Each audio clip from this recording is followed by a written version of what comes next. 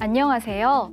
저는 2024년 기초기본 학력신장 실천사례 연구대회 보고서를 중심으로 사례 나눔을 준비한 교사 장현준입니다.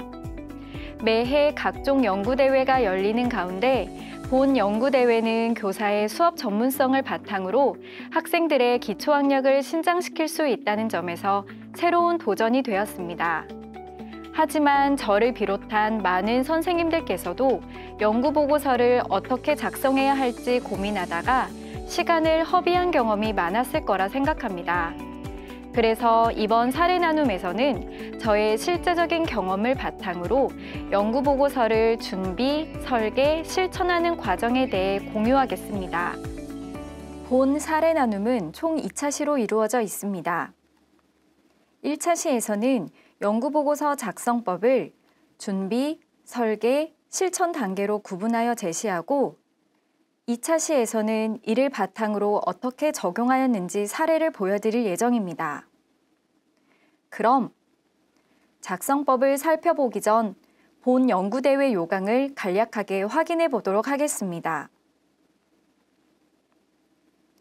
연구대회의 작성 규정은 매년 조금씩 변경될 수 있습니다. 따라서 불이익을 받지 않도록 유의사항을 확인하는 과정이 반드시 필요합니다. 예를 들어 계획서와 보고서를 작성할 때 용지 여백을 다르게 설정해야 한다거나 부록은 전체 쪽수에 포함된다는 내용 등이 있습니다. 이와 같이 무심코 지나칠 수 있는 항목이 있으니 꼼꼼하게 살펴보시고 미리 설정해 놓는 것을 추천해 드립니다. 기본적인 작성 규정을 확인했다면 목적과 방침도 함께 살펴보는 것이 좋습니다. 연구보고서에 반영되어야 할 핵심 내용들이 담겨 있기 때문입니다. 저는 연구대회의 목적에서 학생 중심, 미래교육이라는 키워드에 주목하였고 이를 바탕으로 개별 학생들의 수준과 필요를 점검하며 에듀테크를 활용해 학력 신장을 돕고자 했습니다. 연구대회 운영 방침에서는 교육과정과 연계한 사례 중심, 자료 개발을 통한 일반화라는 키워드를 바탕으로 교육과정과 연계한 수업 자료를 개발해야겠다는 아이디어를 얻었습니다. 이처럼 작성 규정뿐만 아니라 목적과 방침까지 함께 살펴보면 연구대회의 운영 취지를 이해하고 체계적으로 시작할 수 있습니다. 연구보고서의 첫걸음을 내딛는 준비 단계는 학급, 수업, 교사를 다양한 시각으로 마주하는 단계입니다. 즉, 연구를 시작하기 전 여러 요인에 대해 고민하며 약점과 강점을 탐색하는 시기라고 볼 수 있습니다.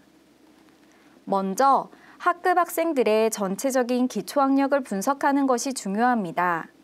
이때 3월에 시행되는 기초학력 진단보정 시스템의 검사 도구를 활용하면 학생들의 기초학력 수준을 쉽게 파악할 수 있고 미도달 학생들의 성취도를 주기적으로 확인할 수 있다는 점에서 편리합니다. 나아가 학습 역량, 사회정서 역량 등 추가적인 요인에 대한 검사가 필요한 경우에는 국가기초학력지원센터의 검사 도구를 활용하시면 보다 심층적인 분석도 가능합니다. 학급 실태 분석이 이루어진 후에는 평소 수업에 대한 고민으로 이루어질 수밖에 없습니다. 학습 결손을 해소하기 위해 기울였던 노력과 효과적인 활동들은 무엇이었는지 돌아보면서 앞으로의 수업 방향과 목표를 설정해 보는 것입니다. 이러한 수업 방향은 결국 연구의 목적과 맞닿아 있습니다. 나아가 연구의 목적은 실천 과제와 기대 효과에도 영향을 주기 때문에 모두 일관된 내용으로 작성해야 논리적인 보고서가 될 수 있습니다. 만약 수업 방향을 설정하는 것에 도움이 필요하다면 관련 교과의 지도 사례가 담긴 도서들을 참고해 보는 것이 좋습니다. 수업 방향을 설정했다면 이제 교사로서 자신의 강점을 수업에 적용하여 선행 연구와의 차별점을 만들어 볼 차례입니다. 예를 들어 디지털 수업 역량이 풍부한 교사라면 이것을 효과적으로 활용할 방안들을 찾아보는 것입니다. 매년 수많은 연구 보고서가 쏟아지는 상황에서 특별함을 위해 무리한 활동을 계획한다면 연구의 과정이 부담스러울 수밖에 없습니다. 1년 동안 긴 호흡으로 이루어지는 만큼 자신의 강점을 살려 자연스럽게 수업에 녹여내는 것을 추천합니다. 오히려 이러한 시도가 쌓인다면 선행 연구와의 차별성을 갖출 수 있습니다. 평소 기초학력과 관련된 각종 연구를 통해 수업 아이디어를 수집해 놓으면 유용하게 활용할 수 있습니다. 지금까지 학급, 수업, 교사에 대한 분석을 바탕으로 준비 단계를 마쳤다면 이제는 그것을 연구에 적용하기 위한 심도 있는 고민이 필요합니다. 이때 관련 연구대회의 입상작을 살펴보며 참고할 만한 사례를 선별해야 합니다. 연구보고서에 정답이 있는 것은 아니지만 기존 입상작을 참고하면 연구를 설계하고 구상하는 안목을 키울 수 있기 때문입니다. 에듀넷에서 입상작을 살펴볼 때 해당 연구대회의 참고자료가 많지 않다면 관련 교과를 중심으로 검색하는 것을 추천합니다. 또한 논문 검색 사이트에서 해당 교과의 기초학력과 관련된 논문들을 찾아 앞으로 진행할 연구의 근거로 삼을 수 있습니다. 이제 선별한 참고작을 살펴보면 기본적인 연구보고서의 양식과 필수적으로 포함해야 할 요소들이 한눈에 들어올 것입니다. 이 중 가장 주목해야 할 부분은 연구의 주제와 실천 과제, 그리고 교육 활동들이 논리적으로 연결되어 있다는 점입니다. 앞서 준비 단계를 바탕으로 대략적인 연구의 주제와 흐름을 확정했다면 이제는 구체적인 계획을 세울 차례입니다. 이때 각 실천 과제에서 달성하고자 하는 목표를 고려하여 과제명을 설정하면 이후 교육 활동을 선별할 때에도 일관성 있는 활동들로 연결할 수 있습니다. 전체적인 내용은 한눈에 알아보기 쉽도록 글보다는 도식으로 표현하는 것을 추천합니다. 주요 내용을 체계화했으니 이제는 특색 있는 이름으로 갈무리할 차례입니다. 선행 연구보고서의 제목들을 훑어보면 영어나 한글을 줄임말로 표현하거나 색다른 의미로 사용된 용어들이 많습니다. 이것을 자세히 들여다보면 전반적으로 무엇 해요 또는 무엇 하기와 같이 완결형으로 끝을 맺고 독립변인과 종속변인을 포함하여 연구를 통해 기대되는 결과를 제시하는 경향이 있습니다.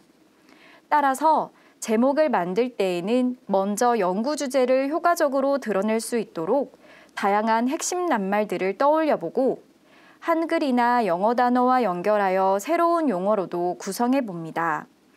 이후 완결형 문장으로 작성하되 학생들이 성장하는 모습이 긍정적으로 그려질 수 있도록 합니다. 이와 같이 준비 단계와 설계 단계를 거쳐 연구의 체계가 세워졌다면 이제는 연구를 적용하며 실천 사례로 엮어갈 차례입니다. 이때 반드시 이루어져야 할 부분이 바로 교육과정을 분석하고 재구성하는 일입니다. 아무리 효과적이라 하더라도 교육과정에 벗어나 있다면 그것은 허울 좋은 활동으로밖에 남지 못하기 때문입니다.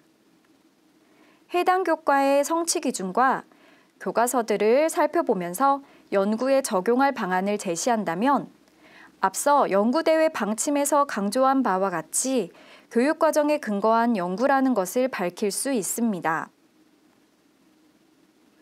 이렇게 고민을 거듭하여 실천한 연구라 하더라도 보고서를 작성하는 중에 실수나 오류를 범할 때가 있습니다. 대표적인 사례가 제한된 면수의 다양한 교육활동을 담으려다 보니 무분별하고 산발적인 인상을 주는 경우입니다. 따라서 연구 주제와의 관련성에 집중하여 교육활동들을 선별하고 내용 전개가 자연스러운지 꼼꼼히 살펴보는 것이 좋습니다. 이때에는 참고작들을 바탕으로 비교해 보거나 컨설턴트와 동료 교사에게 피드백을 받아보는 것을 추천합니다. 마지막으로 연구의 내용과 체계가 한눈에 잘 드러나도록 편집과 디자인을 하는 것도 필요합니다. 심사자의 눈으로 보았을 때 비슷한 내용의 보고서라 하더라도 이해하기 쉬운 보고서가 더 좋은 평가를 받을 수 있기 때문입니다. 따라서 복잡하거나 불필요한 내용은 과감히 정리하고 핵심 내용을 시각적인 자료로 변환하여 읽는 이의 관심을 집중시킬 수 있도록 해야 합니다. 예를 들어 불필요한 설명을 줄이고 아이콘을 활용하여 핵심 정보만 간략하게 제시하는 것도 좋은 방법입니다. 이것은 이미 알려진 많은 유료, 무료 디자인 플랫폼을 활용하여 저작권을 침해하지 않는 범위 내에서 사용하면 좋습니다. 지금까지 연구보고서 작성법에 대해 알아보았습니다. 반드시 이러한 절차를 따라야 하는 것은 아니지만 연구대회에 적용할 수 있는 일반적인 방법을 다룬 만큼 상황과 필요에 따라 적절하게 활용하시기를 바랍니다. 다음 2차 시에서는 연구보고서 작성법을 적용한 구체적인 사례를 함께 나누도록 하겠습니다. 감사합니다.